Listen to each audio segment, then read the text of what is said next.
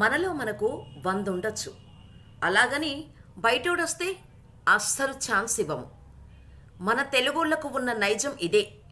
Social మీడియాలో టాలీవుడ్ హీరోలకు చెందిన ఫ్యాన్స్ మధ్య ఎప్పటికప్పుడు డిస్కషన్స్ జరుగుతూనే ఉంటాయి.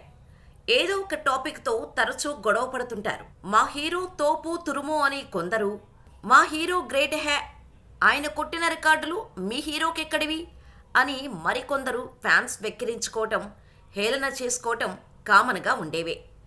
ఇవి ఇప్పుడప్పుడేమీ కాదు, ఏళ్ల తరబడి నుంచి ఉన్నవే. కానీ బయట ఇండస్ట్రీ వాళ్ళు వచ్చి తెలుగు ఇండస్ట్రీ గురించి కామెంట్స్ చేస్తే ఫ్యాన్స్ అందరూ ఏకమైపోతారు. ఇప్పుడు కూడా అదే జరిగింది. ఫ్యాన్ని అత్యంత దారుణంగా హత్య చేసి జైలు జీవితం అనుభవించిన దర్శన్ వల్ల ఇప్పుడు టాలీవుడ్ ఆల్ హీరోస్ ఫ్యాన్స్ ఒక్కటై దర్శన్ని ఒక ఆట ఆడేసుకుంటున్నారు. ఇంతకీ అసలేం జరిగిందో ఇప్పుడు తెలుసుకుందాం, వచ్చేయండి. కన్నడ హీరో దర్శన్పై గత ఏడాది కాలంగా ఎన్ని విమర్శలు వెల్లువెత్తుతున్నాయో చెప్పనక్కర్లేదు. హీరోలు ఈ రేంజ్లో ఉన్నారంటే దానికి కారణం వాళ్ళ వీరాభిమానులే. కానీ అలాంటి వీరాభిమానులను అవమానించేలా అభిమానానికి మచ్చ తెచ్చారు హీరో దర్శన్. ఈయన తన వీరాభిమానిని దగ్గరుండి హింసించి కరెంటు షాక్ పెట్టి ప్రైవేట్ పార్ట్స్పై దాడి చేసి దారుణాది దారుణంగా చంపించాడు దర్శన్. ఇదంతా కేవలం తన లవర్ పవిత్ర గౌడ్ కోసం చేయించాడు. పవిత్ర గౌడ్ వల్లే తన అభిమాన హీరో ఇంట్లో పర్సనల్ లైఫ్ డిస్టర్బ్ అవడమే కాకుండా ఇండస్ట్రీలోనూ చెడ్డ పేరు వస్తుందని దర్శన్ ఫ్యాన్ రేణుకా స్వామి పవిత్ర గౌడ్పై సోషల్ మీడియాలో అభ్యంతరకరమైన పోస్టులు, మెసేజ్లు పెట్టాడు. దీంతో రేణుకా స్వామిని లవర్ పవిత్ర గౌడ్ సుపారి గ్యాంగ్ సాయంతో దర్శన్ దారుణంగా చంపించాడు. చివరికి పోలీసులు కేసు కూపీలాగటం, దర్శన్ సహా ఆయన లవర్ పవిత్ర గౌడ్తో కలిసి మొత్తం 15 మంది ఉన్నట్టు తేలింది. ఇక వీరందరినీ పోలీసులు అరెస్ట్ చేశారు.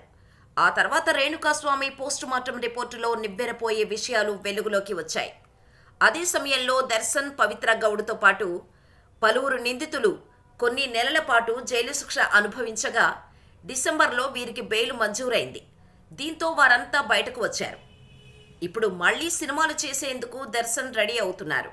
దీంతో ఆయన ఫ్యాన్స్ తెగ పోస్టులు పెడుతున్నారు. ప్రతి విషయంలో కూడా దర్శన్ను సమర్థిస్తున్న వారు ఇప్పుడు ట్వీట్లు చేస్తూ ఎలివేషన్ ఇస్తున్నారు. పోనీ ఎలివేషన్స్ ఇచ్చుకుంటే ఇచ్చుకొని, ఎవరికీ ప్రాబ్లం లేదు. కానీ టాలీవుడ్ హీరోలను లాగి ఎలివేషన్స్ ఇచ్చుకున్నారు. దర్శన్ కాళ్ళ కింద తెలుగు హీరోలు ఉన్నారన్నట్టుగా చూపించారు. అలా చేయటమే పెద్ద తప్పు. అయినా అక్కడితో ఆగకుండా ఆ న్యూస్ ఛానల్ వాళ్ళు సింహం రేంజ్లో హీరో దర్శన్ని చూపిస్తూ కింద కుక్కల రూపంలో తెలుగు ఫిల్మ్ ఇండస్ట్రీ స్టార్ హీరోస్ని చూపించారు.